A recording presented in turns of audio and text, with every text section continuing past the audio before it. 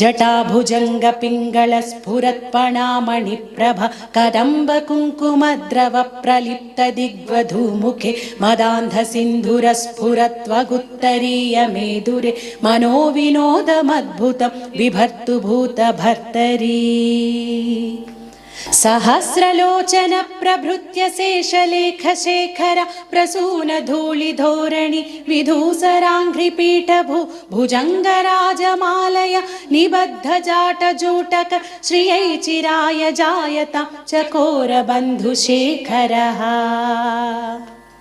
ललाटचत्वरज्ज्वल धनञ्जय स्फुलिङ्गभ निपीतपञ्चसायकं नमन्निलिम्पनायकं सुधामयूखलेखय विराजमानशेखरं महाकपालि सम्पदे शिरोजटालमस्तु नः।